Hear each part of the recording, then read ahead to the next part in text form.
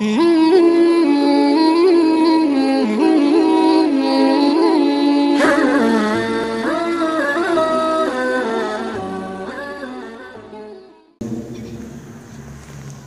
أنزل من قبلك يريدون أن يتحاكموا إلى الطاغوت وقد أمروا أن يكفروا به ويريد الشيطان أن يضلهم ضلالا بعيدا۔ حمد و ثنا بزرگی کبریائی اللہ وحدہ لا شریک کی ذات اقدس و اطہر کے لیے، انگنت لا تعداد درود و سلام سید الاولین سید الآخرین امام المتقین محمد رسول اللہ صلی اللہ علیہ وآلہ وسلم کی ذات مبارکہ مطہرہ پر۔ عزیز سامعین کرام، آج ہمارے اس خطبہ کا عنوان اور گفتگو کا موضوع ہے ملک پاکستان میں جو پیدا ہونے والے حالات ہیں اس کے تناظر میں کہ کسی بھی معاشرہ جو مسلمانوں کا کوئی بھی ملک ہو اس میں امن کے لیے اللہ تعالیٰ کا نازل کیا ہوا قانون اس کا نافذ ہونا ضروری ہے۔ جب تک حدود اللہ کا نفاذ نہ کیا جائے، قرآن مجید میں اور احادیث نبویہ میں صلی اللہ علیہ وآلہ وسلم میں جرائم کی، گناہوں کی جو سزائیں مقرر ہیں ان کو لاگو نہ کیا جائے، اس وقت تک نہ تو ایسے قصور جیسے واقعات کی روک تھام ہو سکتی ہے اور نہ ہی اس ارض پاک میں کوئی امن قائم ہو سکتا ہے۔ ابن ماجہ میں 4019 نمبر ایک حدیث ہے،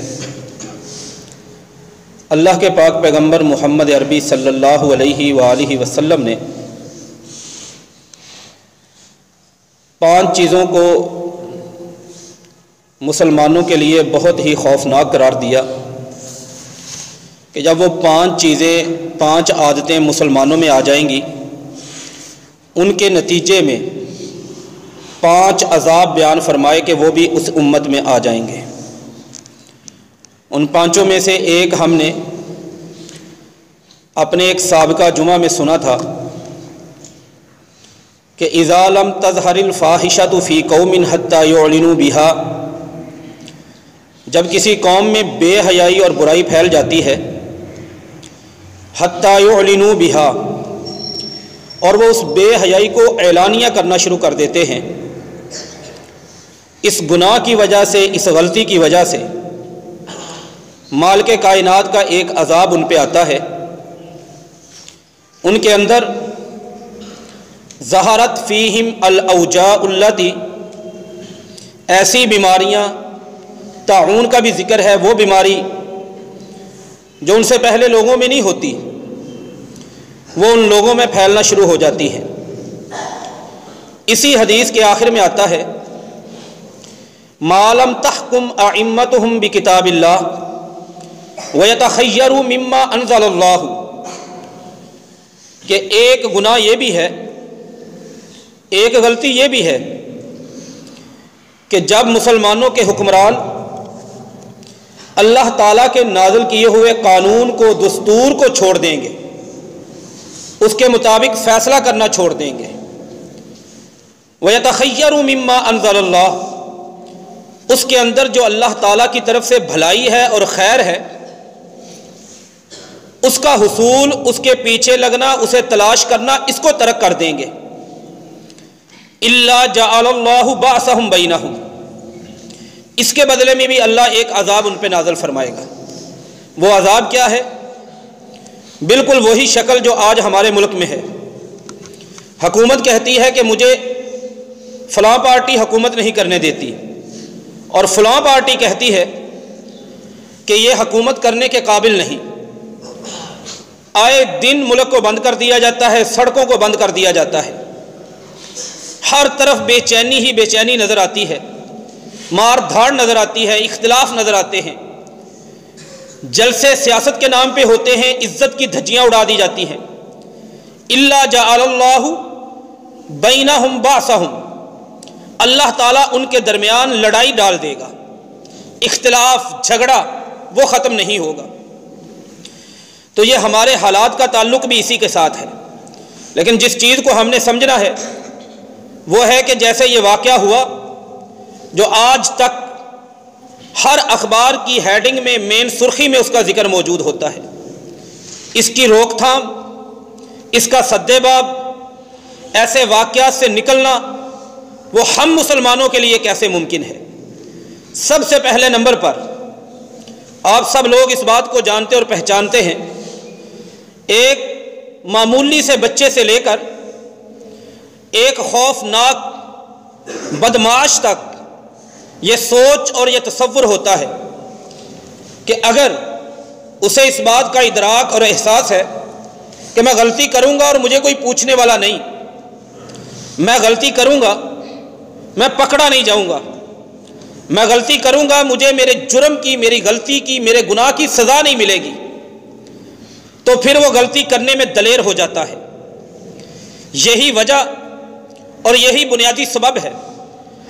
آپ ان ملکوں کی لسٹ نکال کے دیکھیں، کس ملک میں سب سے زیادہ جرم ہوتے ہیں، سب سے کم جرم کس ملک میں ہوتے ہیں؟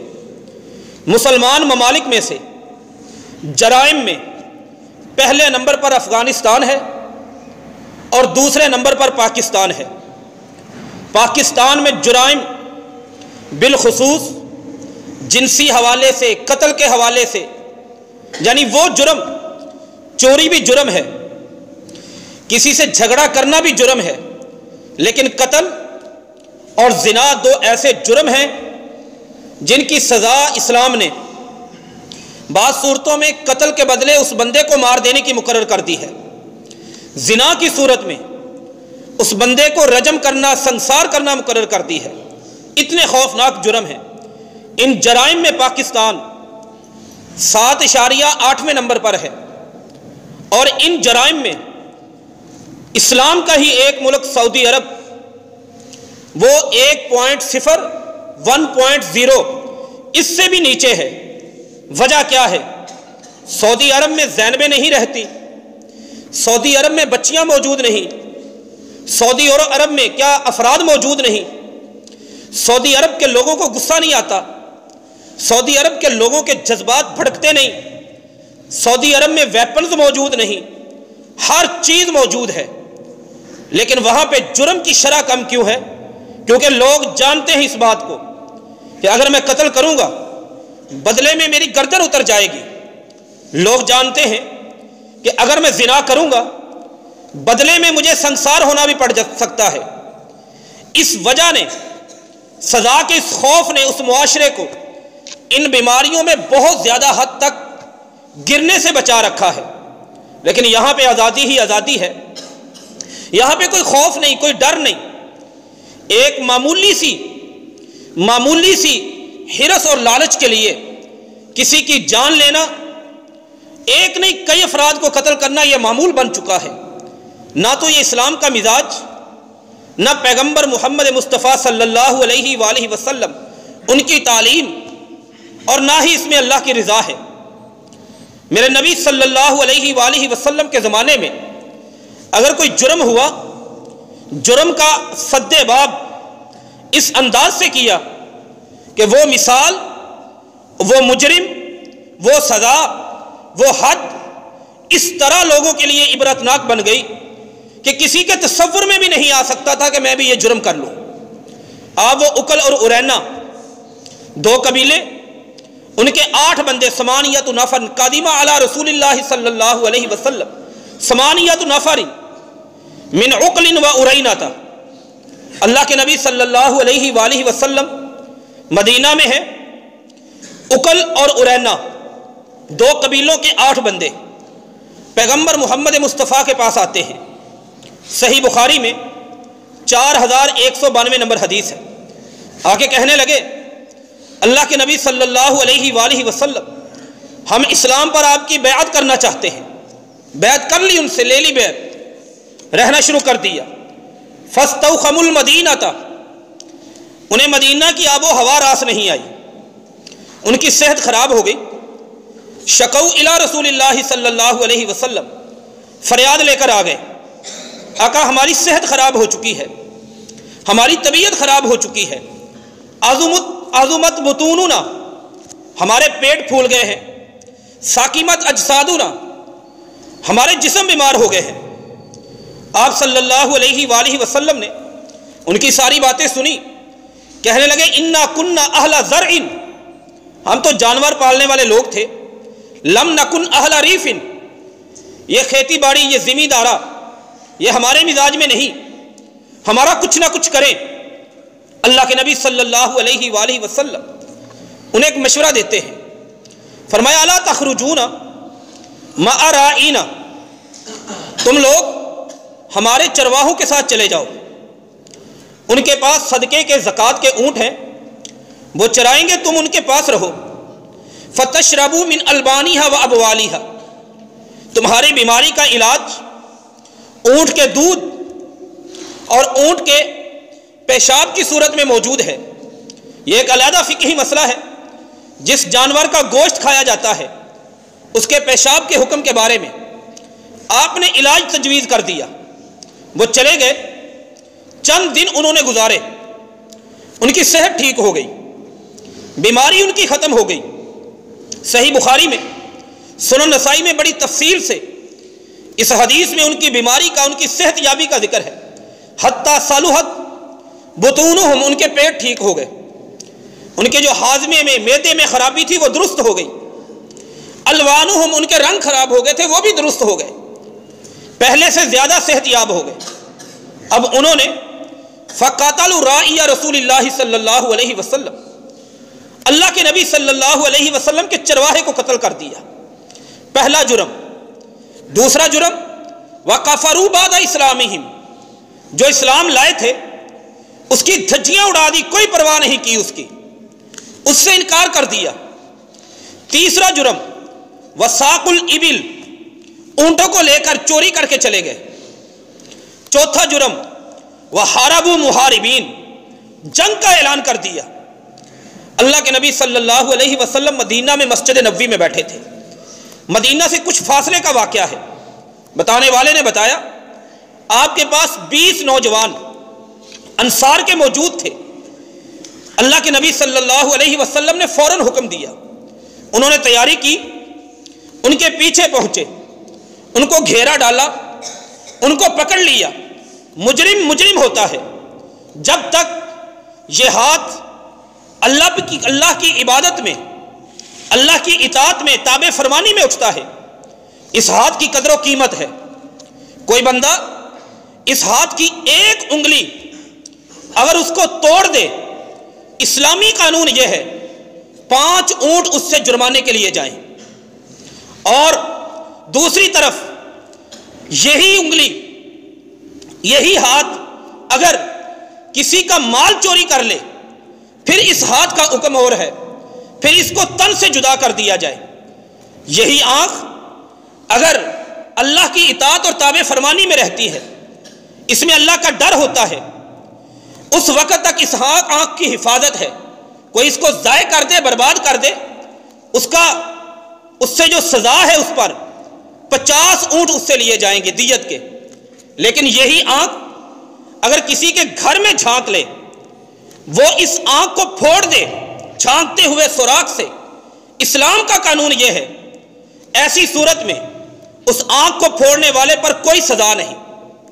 تو یہی ایک مثال سمجھنے کے لیے اس انسان کی عزت اور احترام ہے، مسلمان کی عزت اور احترام ہے، لیکن اس صورت میں جب وہ اللہ کے حکم کا پابند رہے، شریعت کا پابند رہے، دین کا پابند رہے، دینی قوانین کا پابند رہے، جب وہ دینی قوانین سے باہر نکل جاتا ہے پھر اس کا کوئی احترام نہیں رہتا، پھر اس کو اس کے جرم کی سزا دی جاتی ہے۔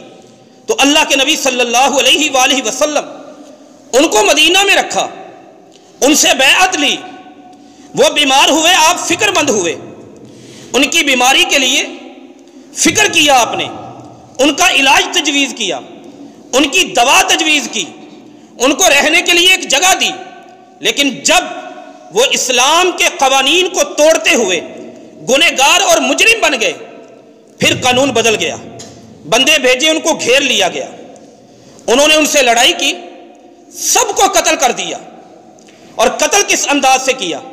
قتل کرنے کا انداز یہ ہے کہ قطعت ایدیہم وارجلہم من خلاف، ان کے ہاتھ اور پاؤں مخالف سمت سے کاٹے گئے۔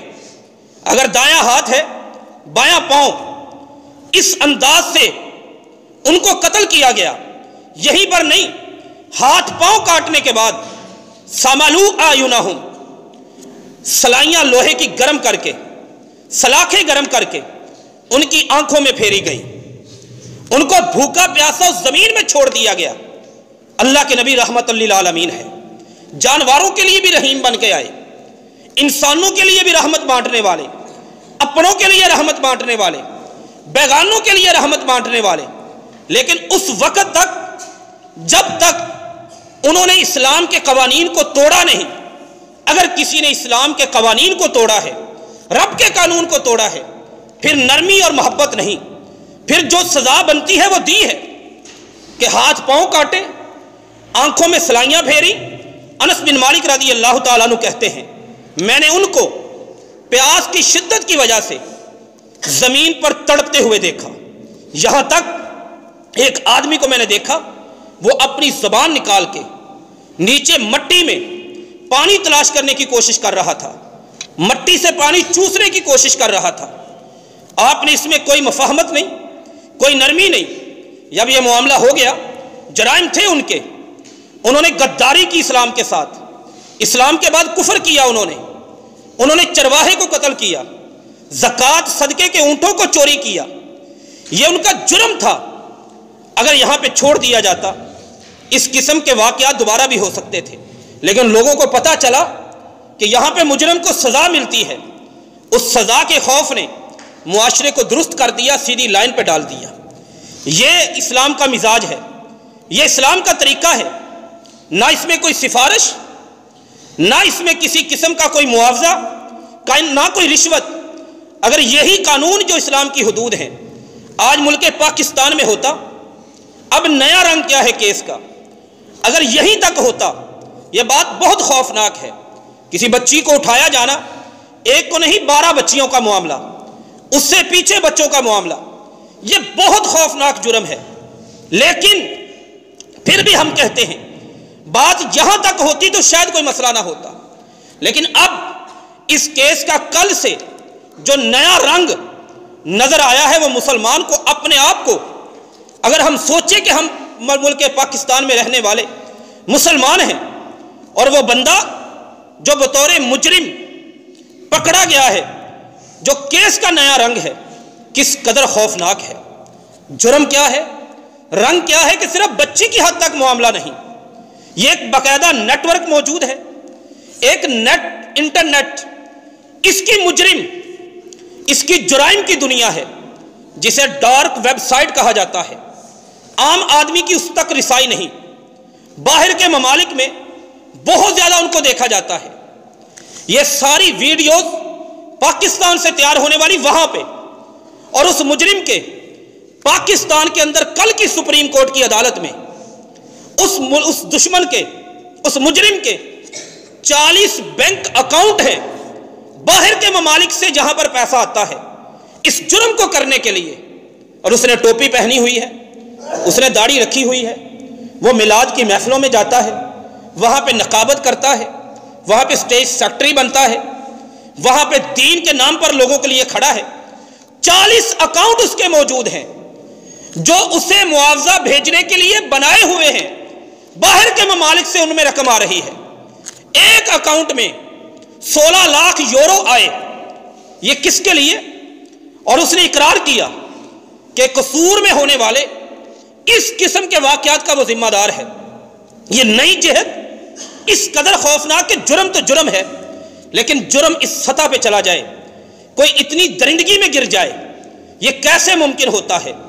صرف اسی صورت میں جب مجرم کو پتا ہو کہ میں جس کا مرضی سینہ بارود سے چھلنی کر دوں، میں پکڑا نہیں جاؤں گا۔ پکڑا گیا، مجھے چھڑانے والے موجود ہیں، مجھے سزا نہیں ہو سکتی، میں 2-4 سال کے بعد باہر آ جاؤں گا۔ جب مجرم کے ذہن میں اور تصور میں اس طرح کا ایک خاکہ موجود ہو، نوجوانوں کو قتل کیا جاتے ہیں۔ ہمارے ہی اخباروں میں وہ تصویر چھپی، ایک ماں اور بیٹی نے بھوک کی وجہ سے 3 کلو کپاس چوری کی سندھ میں، ان کو زنجیروں میں تالے لگا کر اپنے ڈیرے پہ ذمہ داروں نے رکھا ہوا ہے، ان پر تشدد کیا جا رہا ہے۔ یہ غریب کی زندگی ہے اس ملک کے اندر، اور دوسری طرف بڑے بڑے جرائم کرنے والے، کروڑوں نہیں اربوں لوٹنے والے آزادی سے پھرتے ہیں، پروٹوکول سے پھرتے ہیں، کوئی انہیں پوچھنے والا نہیں۔ معاشرے کی بربادی کی یہ صورت بہت ہی خوفناک ہوا کرتی ہے۔ صحیح بخاری میں حدیث ہے 4304 نمبر 4304، فتح مکہ والے دن، ان قریشن اہمہم شان المرأۃ المخزومیۃ، ایک مخزومی عورت اس نے چوری کر لی۔ قریش چودھری بندے تھے، بڑے تھے، مکہ میں صاحب حیثیت تھے، بڑے پریشان ہوئے۔ اللہ کے نبی صلی اللہ علیہ وآلہ وسلم سے بات کون کرے، کس کے پاس اتنی جرأت ہے؟ کسی نے مشورہ دیا، ان اسامہ بن زید، ان اسامہ بن زید، اسامہ بن زید، اس کے پاس چلے جاؤ، وہ حب رسول اللہ، اللہ کے نبی صلی اللہ علیہ وآلہ وسلم کا محبوب، آپ ان سے محبت کرتے ہیں، وہ بندہ جا کے سفارش کر سکتا ہے۔ سفارش کے لیے اسامہ بن زید آئے۔ تلوّن وجہ رسول اللہ، اللہ کے نبی صلی اللہ علیہ وسلم نے اسامہ کی سفارش سنی، آپ کے چہرے کا رنگ بدل گیا۔ کہا یا اسامہ اتشفع حدا من حدود اللہ، تو اللہ کی حد میں سفارش کرنے کے لیے آیا ہے؟ اسامہ ہے، منہ بولا بیٹا، زید اس کا بیٹا ہے، آپ کو اس سے محبت ہے، اس کا اسلام بڑا عالی شان ہے، آخری عمر کے حصے میں لشکر اسامہ اس کا امیر مقرر کیا ہے، اسے اتنی عزت و عظمت والے ہیں، تعلق والے ہیں، لیکن بات جب جرم کی آ جائے پھر اسلام کا یہ مزاج نہیں۔ اتشفع حدا من، اسامہ نے کلمہ پڑھنا شروع کر دیا، اسامہ نے معافی مانگنی شروع کر دی، اسامہ ڈر کے بیٹھ گئے۔ دوپہر ہوئی، ممبر نکلوایا، قام خطیبا، خطبے کے لیے کھڑے ہوئے۔ وہاں پر میرے نبی نے تقریر کی، اور تقریر میں آپ نے یہ لفظ کہے، انما اہلک الذین قبلکم، وہ لوگ جو تم سے پہلے تھے، ان کے برباد ہونے کی وجہ، ہلاک ہونے کی وجہ یہی تھی، اذا سرک فیہم الشریف، جب ان میں کوئی عزت والا بندہ، صاحب حیثیت بندہ، جس کا ہاتھ ڈل جاتا ہے، وہ جرم کرتا، وہ چوری کرتا، ترکوہ، وہ اس کو چھوڑ دیتے، نہیں پکڑتے تھے، راستہ نکالا جاتا۔ اور جب ان میں اذا سرک فیہم الضعیف، کمزور بندہ، ضعیف بندہ چوری کرتا، پھر ان کا معاملہ مختلف ہو جاتا تھا، وہ اس کو پکڑتے بھی، سزا بھی دیتے۔ یہی آج ملک پاکستان کی تصویر ہے، یہی نقشہ ملک پاکستان کا ہے۔ وردی پہن کر قوم کی محافظ کے نام سے، قوم کی حفاظت کرنے والے کے نام سے ایک ایس ایس پی پکڑے، سینکڑوں لوگوں کا انکاؤنٹر کر دے، ان کو قتل کر دے، اسے کوئی پکڑنے والا نہیں، اسے چھٹی دے کر ملک سے باہر بھیجنے کی کوشش کی جاتی ہے۔ لیکن کوئی غربت کے مارے، اس کا مطلب یہ نہیں کہ غربت کی وجہ سے چوری کرنا جائز ہو گیا، لیکن اگر کوئی غربت کی وجہ سے 3 کلو کسی کی کپاس چوری کر لے، اسے زنجیروں میں، اسے بوریوں میں ڈال کر کتوں کے آگے وڈیرے پھینک دیتے ہیں، ذمہ دار پھینک دیتے ہیں۔ ایک غریب بندے پہ پرچہ کٹے، وہ معمولی جرم میں بھی 5 سال اسے جیل میں گزارنے پڑتے ہیں، اور ایک طاقتور بندہ قتل کے پرچے اس پہ کٹ جائیں، پولیس اسے پکڑنے سے بھی گریز کرتی ہے، ان کی محافظ بن جاتی ہے۔ یہ معاشرے کے ہلاک ہونے کی وجہ محمد رسول اللہ صلی اللہ علیہ وآلہ وسلم نے بتائی۔ امام شابی نے لکھا، قرآن مجید کی ایک شان نزول، ایک آیت کا شان نزول، سورۃ نساء آیت نمبر 60، اس کا شان نزول ذکر کرتے ہوئے امام ابن جریر طبری رحمہ اللہ تعالیٰ نے صفحہ نمبر 105 جلد نمبر 7 پہ ذکر کیا۔ امام ابن کثیر نے تفسیر ابن کثیر میں نقل کیا۔ امام شابی فرماتے ہیں، ان رجلا من الیہودی، یہودیوں کا ایک بندہ تھا، وَإِنَّ رَجُلًا مِنَ الْمُسْلِمِينَ، اور ایک مسلمانوں کا بندہ تھا، بَيْنَهُمَا مُخَاصَمَةٌ، دونوں کے درمیان جھگڑا ہو گیا۔ مسلمان کو پتا تھا کہ میں حق پر نہیں، میرا موقف درست نہیں، میرا دعویٰ ٹھیک نہیں۔ یہودی کو پتا تھا کہ میرا دعویٰ ٹھیک ہے۔ اس نے کہا نَتَحَاكَمُ إِلَىٰ أَهْلِ دِينِكَ، میں یہودی ہوں لیکن ہم فیصلہ تیرے نبی سے کرواتے ہیں، تیرے دین والوں سے کرواتے ہیں، ان کے پاس جاتے ہیں۔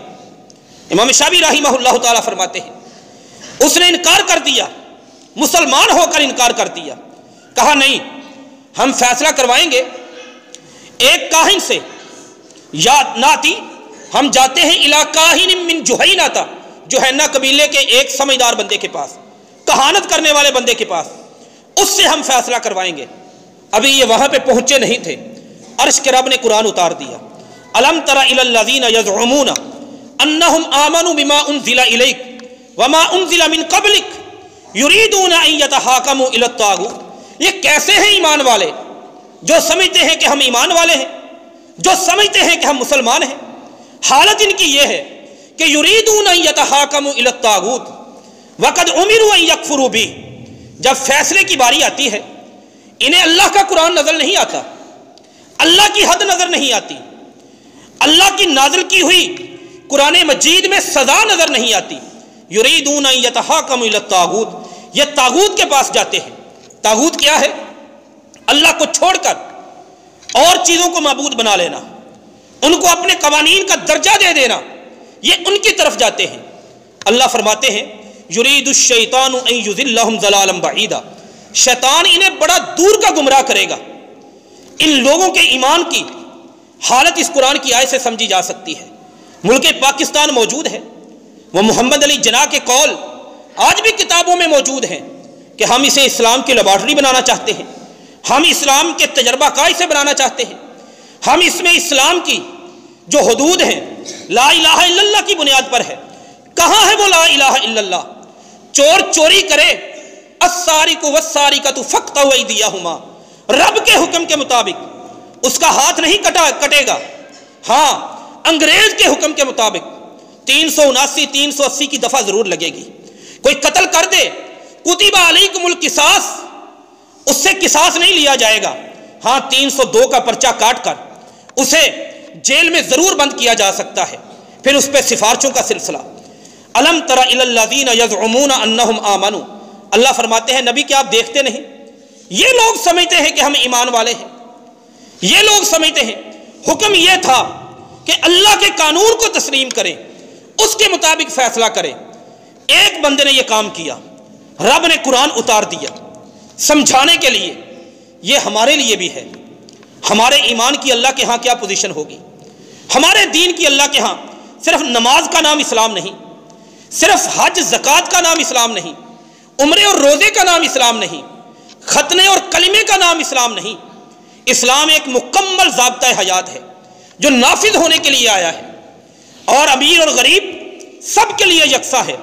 اس ملک میں جرائم کی وجہ، اس ملک میں بے امنی کی وجہ، بد امنی کی وجہ، قتل کی وجہ، زنا کی وجہ، چوریوں ڈکیتیوں کی وجہ، سب سے بڑی وجہ یہ ہے کہ کرنے والے کو پتا ہے کہ مجھے پوچھنے والا نہیں۔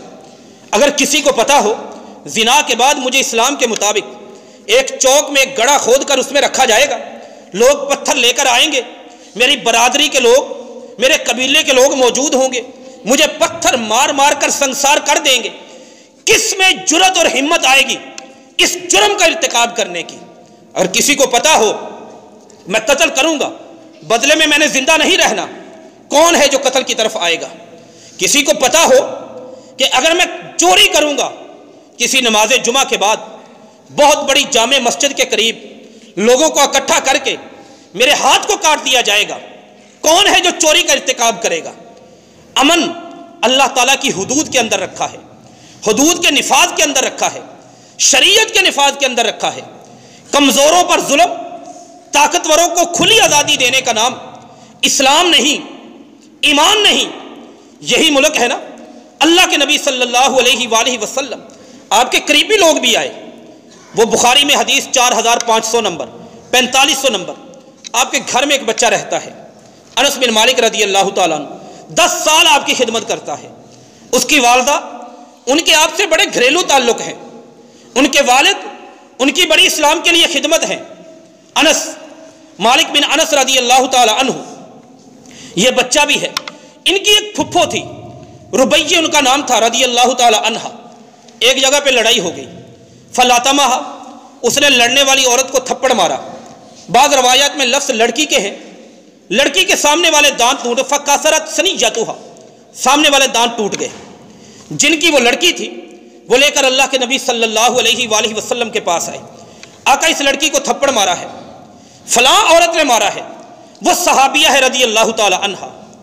وہ انس بن نضر رضی اللہ تعالیٰ عنہ کی بہن ہے. عظیم الشان عظمت والا گھرانہ ہے, قریبی تعلق والا گھرانہ ہے. اللہ کے نبی صلی اللہ علیہ وآلہ وسلم نے اسے کہا کہ آپ کی جو بہن ہے اس کا اسلام کے مطابق اس نے دانت توڑا ہے, بدلے میں قصاص اس کے دانت توڑے جائیں گے. اب وہ بندہ تڑپ اٹھا, کہنے لگا اللہ کے نبی صلی اللہ علیہ وسلم میری بہن کے دانت توڑے جائیں گے, یہ کبھی نہیں ہو سکتا. لم تکسر سنیجتھا. آپ نے اسے کہا ذرا حوصلے میں رہو, کتاب اللہ القصاص, یہ اللہ کا قانون ہے, یہ قصاص ہے. وہ صحابیہ ہے اپنی جگہ پہ, تعلق ہے نبی صلی اللہ علیہ وسلم کے ساتھ, یہ ساری باتیں اپنی جگہ پہ. دو ٹوک انداز میں اسے فیصلہ سنا دیا کہ یہ فیصلہ ہے, یہ اللہ کا لکھا ہے, یہ پورا کرنا پڑے گا. اس نے کہا میری بہن کا کبھی دانت نہیں ٹوٹے گا. اس لیے نہیں کہ وہ سفارش کرنا چاہتا ہے, وہ بچنا چاہتا ہے. اللہ پر توکل کرتے ہوئے, اللہ پہ بھروسہ کرتے ہوئے آپ نے پیشکش کی جن کے ساتھ زیادتی ہوئی تھی کہ بھائی تم دیت لے لو. انہوں نے دیت لینے سے انکار کر دیا.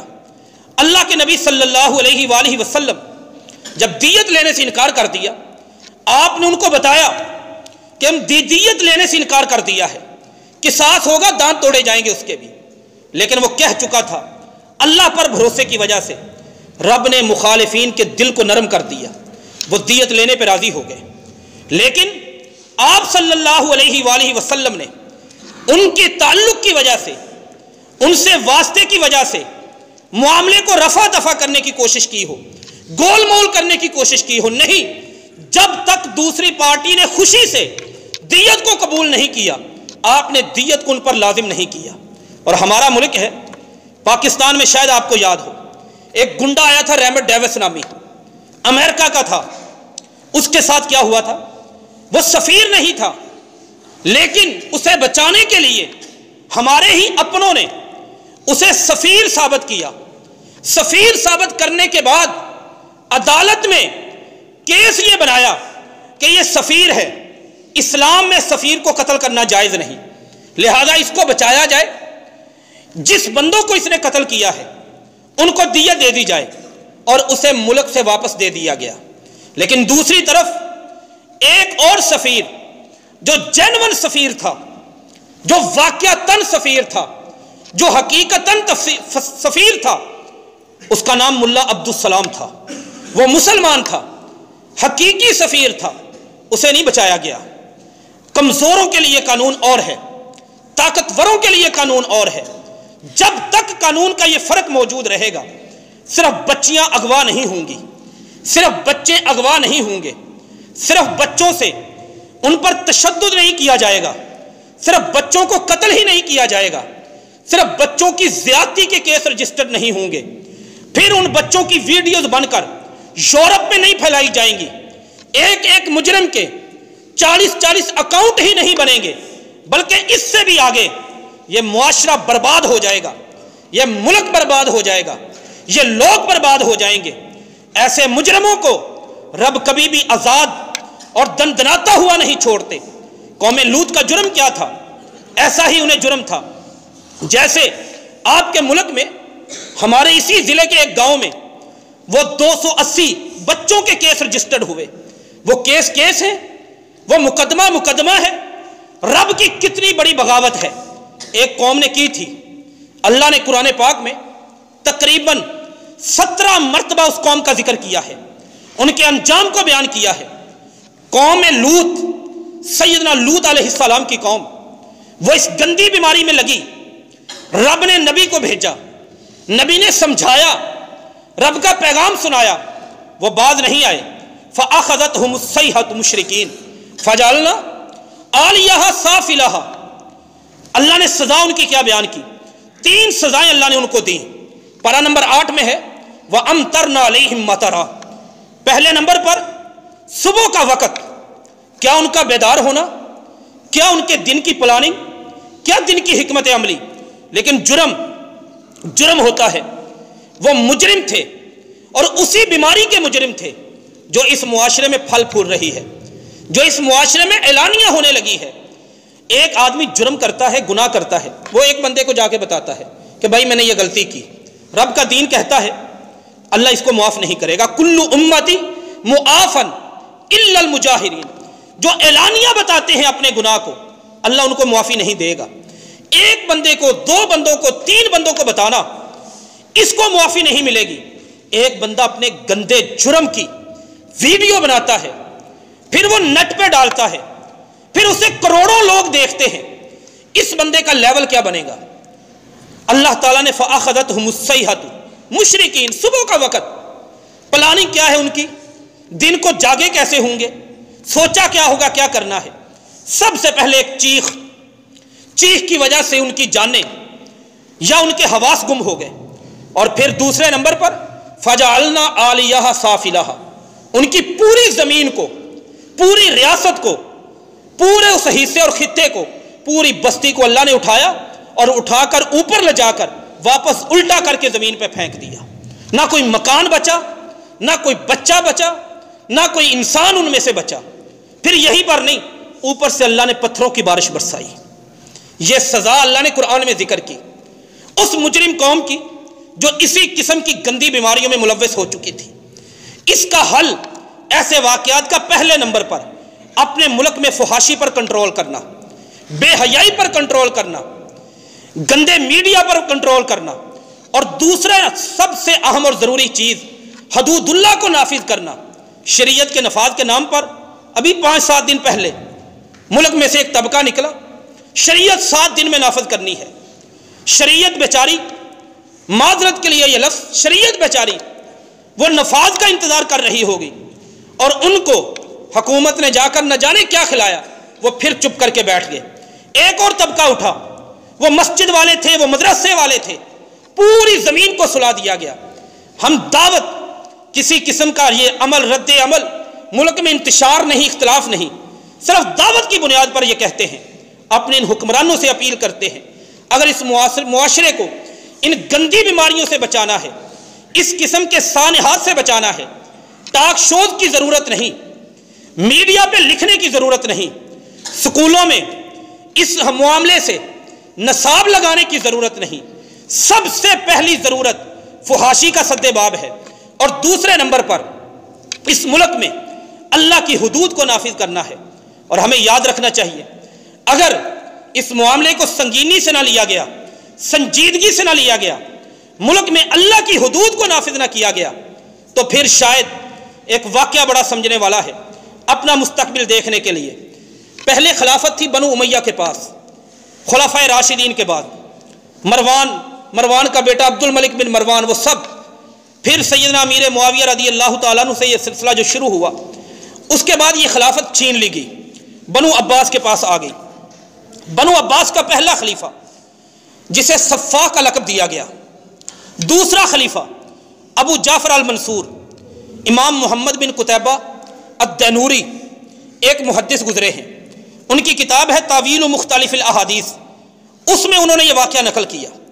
वो कहते हैं अबू जाफ़र मंसूर एक रात बैठ गया, अपनी खिलाफत और रियासत में से सारे समझदार बंदे इकट्ठे कर लिए, सारे समझदार बंदे आ गए, जितने भी वो समझदार बंदे थे उनसे वो बातचीत करने लगा कि मुझे एक बात बताओ, बनु उमैया की खिलाफत थी, बड़ी मजबूत थी, बड़ी मुस्तहकम थी, इलाका बहुत ज़्यादा था, लड़ने वाली फ़ौज मौजूद थी, लेकिन फिर वो सारी हुकूमत उनसे छिन गई। आज हम हुक्मरान हैं, उनको हमने सबको कत्ल कर दिया, कुछ को हमने कैद करके अपनी जेलों में डाल दिया।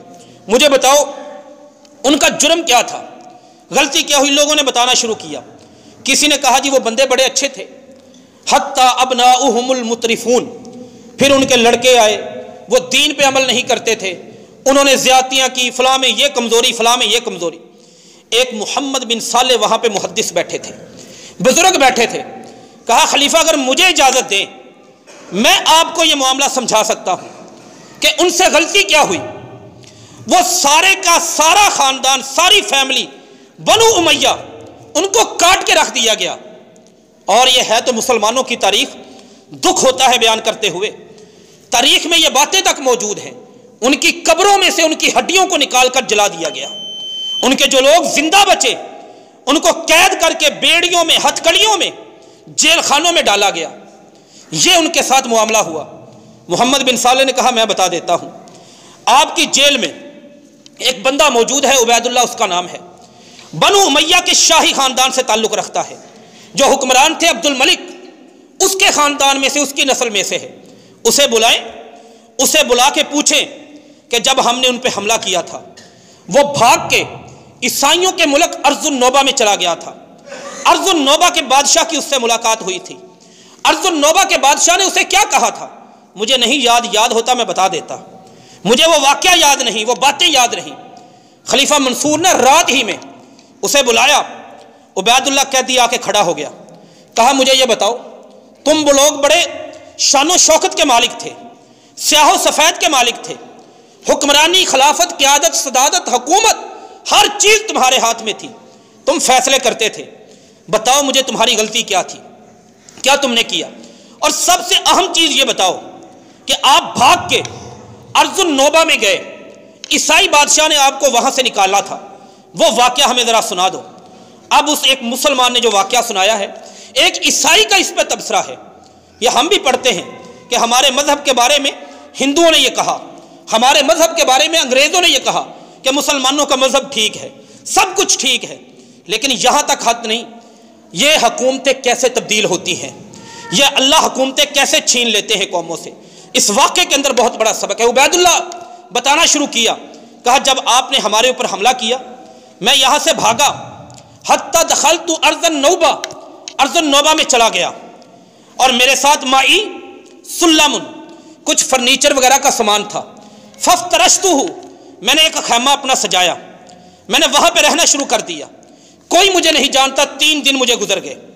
وَرَجُلٌ فِي مَنْ اتَّبَعَنِي، ایک بندہ ان لوگوں میں تھا جو میرا پیچھا کر رہے تھے آپ کی فوج میں سے، وہ پیچھا کرتے کرتے ارض النوبہ کے بادشاہ کے پاس پہنچے، میرے بارے میں بتایا کہ آپ کے خطہ میں ایک ہمارا مجرم موجود ہے، ہم اسے پکڑنے کے لیے آئے ہیں۔ بادشاہ نے تفصیل پوچھی، انہوں نے تفصیل بتائی کہ بنو امیہ کا یہ بادشاہی شاہی فیملی کا ممبر ہے، ان کا یہ بندہ ہے۔ بادشاہ چل کے میرے پاس آیا، میرے فرنیچر والے خیمے میں داخل ہوا، میں نے اسے اپنے قلین پر بیٹھنے کی دعوت دی۔ وہ بادشاہ تھا، وہ نصرانی تھا، مسلمان نہیں تھا، لیکن اس بندے نے، کہتے ہیں آبا ان یجلس معی، اس نے میرے ساتھ بیٹھنے سے انکار کر دیا، نیچے بیٹھ گیا، اور پھر اس نے مجھ سے سوال کیا بنو امیہ سے ہو؟ میں نے کہا ہاں۔ اللہ نے حکومت دی؟ میں نے کہا ہاں۔ کہا تم نے شراب پینی شروع کر دی، تشربون الخمور وہو محرم علیکم، وہ تم پر حرام تھی۔ میں نے کہا جی اس وجہ سے ہم نے کری۔ اس نے کہا تم نے اللہ کے قانون کو چھوڑا۔ میں نے کہا جی یہ بھی غلطی ہم سے ہوئی۔ اس نے تیسرا مجھ سے یہ ایک مطالبہ کیا کہ فوراً سامان لو، میری زمین سے نکل جاؤ، تم رب کے دشمن ہو، رب کو ناراض کیا اور اللہ تعالیٰ نے تمہارے اوپر اپنا عذاب اتارا۔ مجھے ڈر لگ رہا ہے، نصرانی ہے مسلمان نہیں، مجھے ڈر لگ رہا ہے کہ تیری وجہ سے کہیں میرے ملک پر بھی کوئی عذاب نہ آ جائے۔ اپنے ملک سے نکال دیا۔ ایک نصرانی کا امام محمد بن قتیبہ محدث کہتے ہیں، اس واقعے سے ہمیں یہ سبق ملتا ہے کہ مسلمان جب تک رب کے دین کو قائم رکھتے ہیں وہ امن میں رہتے ہیں، وہ عزت میں رہتے ہیں، اور جب وہ اللہ کے دین کو اڑا کے رکھ دیتے ہیں، انہیں انگریز کے قانون کا پاس ہوتا ہے، اللہ کے قانون کا پاس نہیں ہوتا، پھر حالات بدل جاتے ہیں، پھر ان کی عزت ذلت سے بدل جاتی ہے۔ اگر ہم اپنی معاشرے کو، ملک کو محفوظ کرنا چاہتے ہیں، اس میں ایک بہت بڑی ضرورت ہے کہ اللہ تعالیٰ کی حدود کو نافذ کر دیا جائے، قوانین اسلام کو نافذ کر دیا جائے، قوانین شرعیہ کو نافذ کر دیا جائے۔ اللہ سے دعا ہے اللہ تعالیٰ ہم سب کو عمل کی توفیق دے۔ وما علینا الا البلاغ المبین۔